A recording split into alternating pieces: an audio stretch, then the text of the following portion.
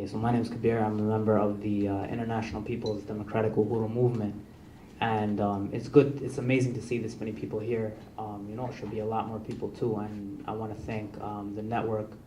Ajamu, Andrew, Wangoy, Mike, all the forces that kind of came together to make this event happen.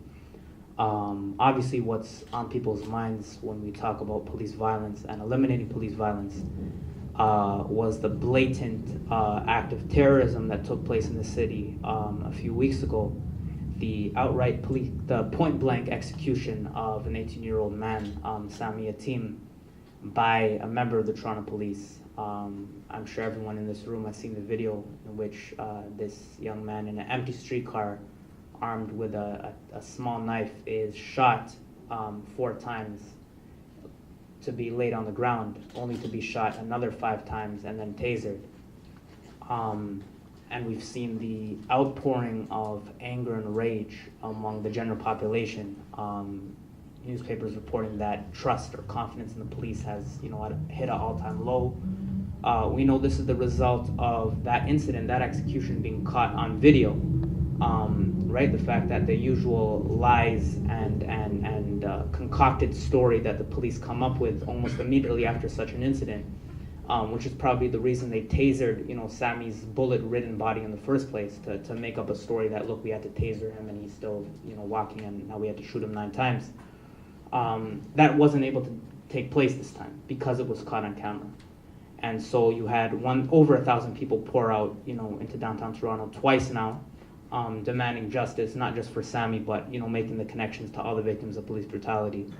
And what this has done is it has forced these forces and institutions that have been traditionally completely against the interests of the people and completely on the side of the police are now suddenly having to respond to this public anger.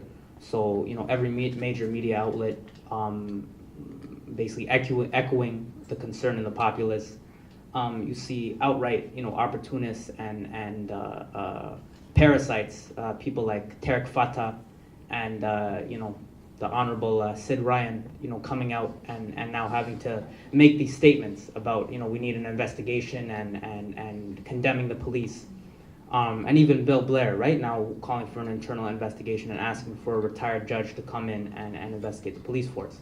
But we know these things are not the result of, again, any kind of genuine concern for the people or for Sami's life, but are in response to this outpouring of public rage and the need to quell that and the need to keep it contained and keep it in a certain direction. So they want to focus it on mental health training and, I forget the term they use, but distressed individuals, something to that effect.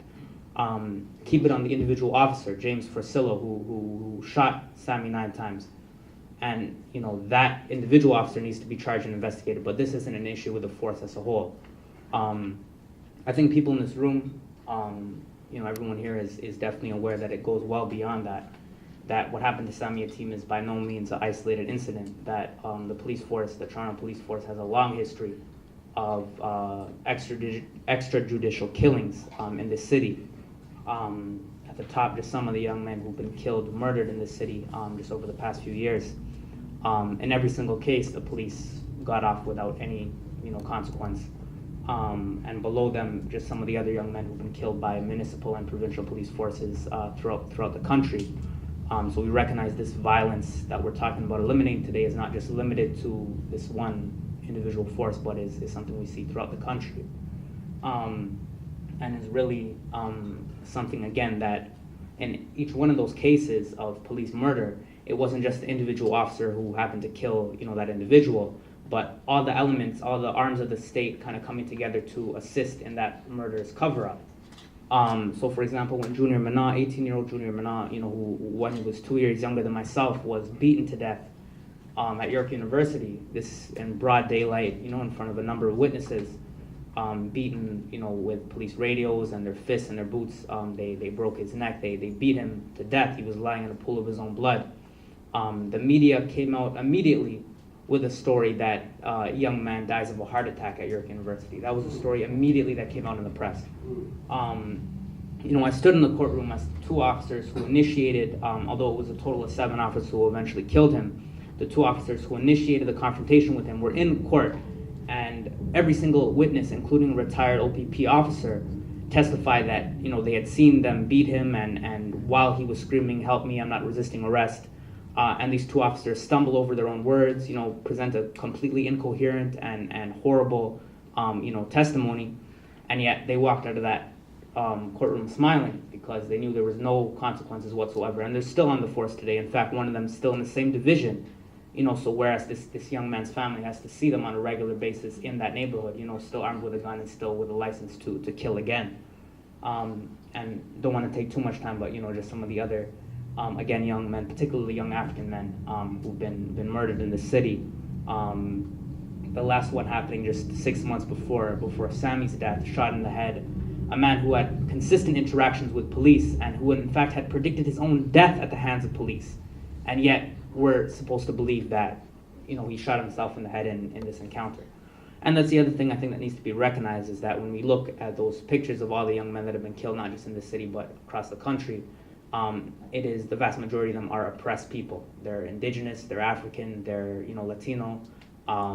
These are the people that the Toronto police are, or any police force in this country, is able to kill and get away with it. So, you know, again, in this room, I think we're quite aware that it goes beyond just those instances of outright murder are just perhaps the most extreme manifestation of a kind of violence that is policy, right? Like, this is something that's implemented on a daily basis, whether it's, you know, we heard a very important account of the harassment and brutality that took place during the G20. I mean, I know the groups like MPAS and BATSI have been calling out the practice of carding in Toronto streets, particularly, again, of young African men. We talk about the burgeoning police budget. There's all these calls for, you know, cops to be disarmed following Sammy's killing. And, you know, also hearing in the preamble to today's discussion, the incarceration rates, the mass incarceration rates for oppressed people. I think it's important to recognize, beyond that even, that the police are not just an entity or a body unto themselves. This isn't just, this violence doesn't come out of nowhere. The police are an institution of the state, of the Canadian state, and they serve the same role as any of the other more benign arms of that state, whether it be the school system or, you know, the media or, you know, anything else that you know, belongs to the Canadian state. The same function is served. It's the police who are the armed agents, and so we see the most extreme and you know, overt manifestations of physical violence, you know, imposed on our communities by the police. But in fact, the same ideology, the same purpose is served, again, by any and all of these institutions. It also must be recognized that the system that we know, you know, the Canadian state itself, was founded on a legacy of violence and genocide. The very land we're standing on is only able to be settled as a result of 80% of its indigenous inhabitants being exterminated through a process of deliberate starvation, you know, disease, and outright massacre that occurred, you know, contrary to perhaps, you know, popular Canadian belief, not just south of the border, but very much took place right here in Canada and continues to this day. That's the process that birthed this country.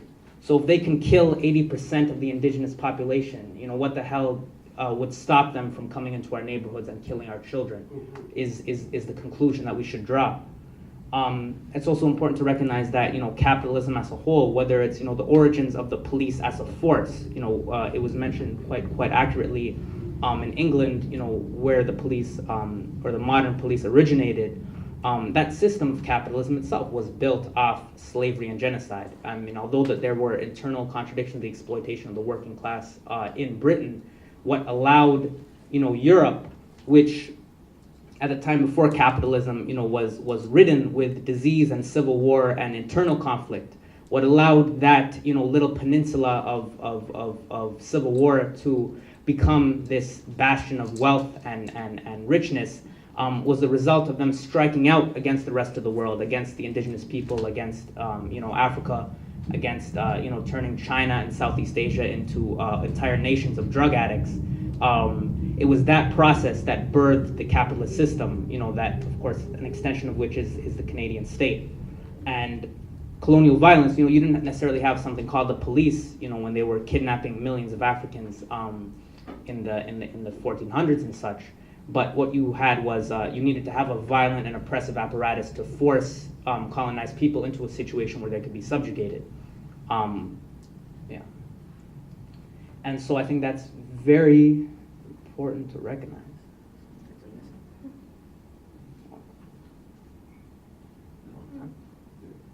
Okay, no, sorry. Okay, I don't know why some text is missing. But essentially, if we look at what the police are and the origins of the modern police force, we recognize that in the United States, what became known later as the police originated out of the system of slave catchers.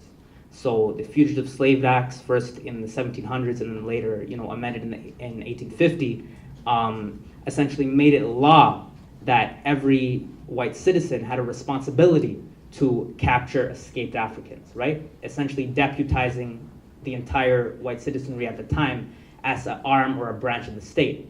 They would then be rewarded, sometimes up to $1,000 for, at the time, an incredible amount of money for return of these escaped slaves. And again, this became the origin of what eventually became a waged police force, again, to keep oppressed sections of the population contained. In Canada itself, the Northwest Mounted Police, and although the quote there from our illustrious first Prime Minister John A. Macdonald is not there, I believe it reads something to the effect of, we must instill the white man's law. We have been pampering the Indians for too long. We need to show the Indians what law is. This was the quote from John A. Macdonald, preceding the formation of the Northwest Mounted Police that were created to crush the Northwest Rebellion of the Métis and Poundmaker and other indigenous resistance fighters. That is the origins of the RCMP and of course what became later municipal police forces in various Canadian cities.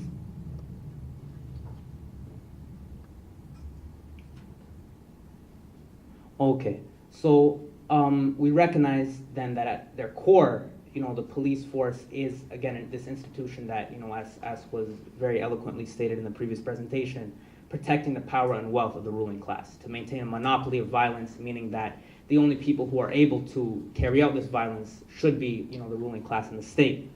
So the Toronto Police Force, really since their origins, have acted like this, whether it's to, brutalize these so-called undesirables, whether that be, the prostitutes and drunks and such, as they would call them, in the early years. And that continues today. But fundamentally, what we need to recognize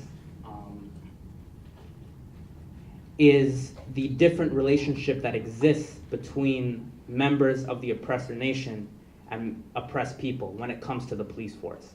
That from their origin, the police force has existed primarily not just to solve class antagonisms, within Canadian society, but to keep colonized sections of the population contained and subjugated. So if we look at how they deal with Indigenous people, we're well aware of the routine murder and brutalization of Native people across this country, the so-called Starlight Tours, in which they would bring Native people, dump them, far away from city limits in the cold in the dead of winter, to freeze to death. This was a practice common enough for it to have its own name, right, in the prairies of Canada, in places like Winnipeg and Calgary. We understand that the RCMP and CSIS, their primary function, above any other, and again, as was put in the last presentation, is to crush and undermine Indigenous resistance. And those activists who, again, serve as the bridges, as they said, for that resistance, right? We look at the mass disappearance. Over 500 Native women vanished, right, over the past few years, past 10 or 20 years. And not a single investigation into those disappearances and murders. And in many cases, we know in Vancouver that the RCMP directly collaborate and cooperate with the same people who are, engaged in child smuggling and the smuggling of Indigenous women.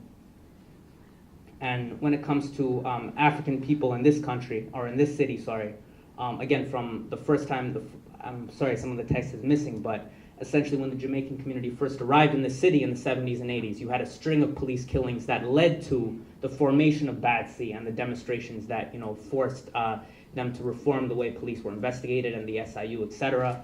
When the Somali community arrived in the 1990s in Dixon, almost instantaneously you had the police going to that area to terrorize the community, with police dogs and raids and the such. And today in this city, when we look at where the majority of the police budget is going, it's going to target these same African and black neighborhoods with TAVIS, with carding, with surveillance, with paramilitary raids. This becomes, again, the primary target of police violence. And I know I'm running short on time. And so this might be a controversial discussion perhaps in this room, but I think it does need to be recognized that there, again, is a fundamental difference in the way that police behave towards oppressed people, the indigenous and African people who we just mentioned in the previous slides, and the way they behave towards the majority of the white population in the city or this country. When Robert Pickton, who of course people might remember as the man who butchered and slaughtered some 50 indigenous women in his pig farm near Vancouver, was engaging in this practice. At the same time, there was a string of bicycle thefts in downtown Vancouver.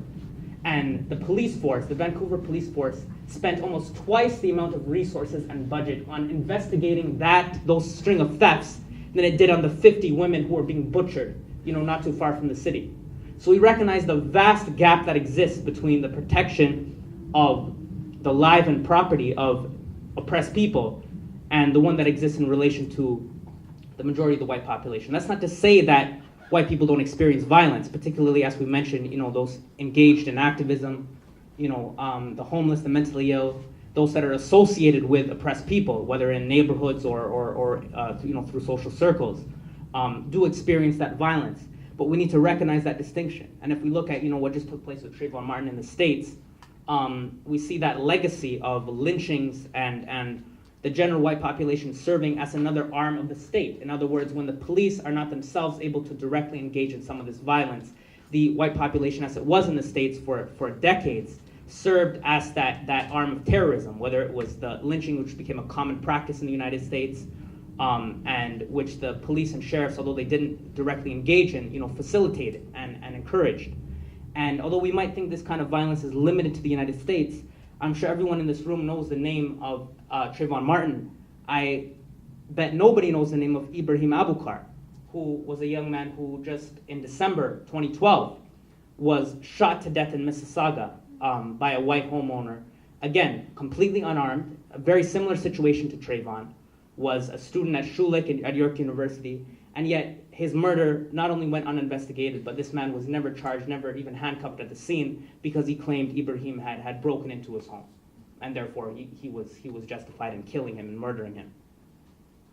And I'm gonna wrap up here. So maybe we can.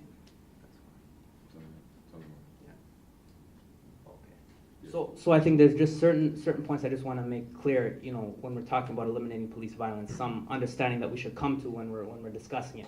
On the one hand, the police are an institution of state and ruling class violence, so this is never, whether it was the murder of Sami Yatim, it's not just Forcillo who's guilty of that crime, it's the entire system. This isn't about bad cops or a bad law or bad practices.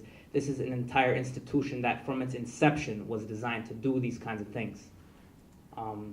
The second thing is that we can't talk about police violence without talking about the violence and genocide on which this country is founded.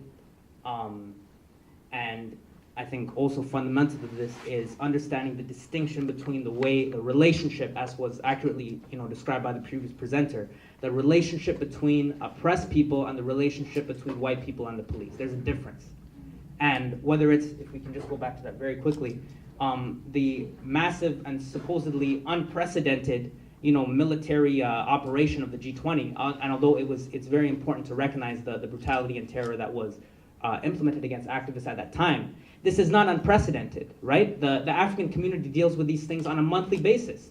On every year, there's 2 or 3 massive paramilitary raids in the black community that we don't even hear about or discuss, in these circles. In Dixon and Kipling just a few months ago, after our mayor was caught on videotape smoking crack cocaine, the Toronto police force punished the same youth in the same community that exposed him, exposed this drug addict, by raiding that community. We had about 200 officers, again, bulletproof vests, machine guns, flash grenades, descend on this neighborhood, as the Canadian Army would, a village in Afghanistan, to brutalize, the young men, kidnap some 20 people, attack that community.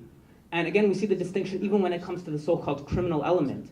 For those that don't recognize that picture, that's a picture of the former mayor of the city, Mel Lastman, shaking hands with one of the leaders of the Hells Angels. And below him, 92-year-old Somali grandmother being arrested in Dixon as part of these raids. So we recognize the fundamental distinction and difference between that relationship, in those two pictures.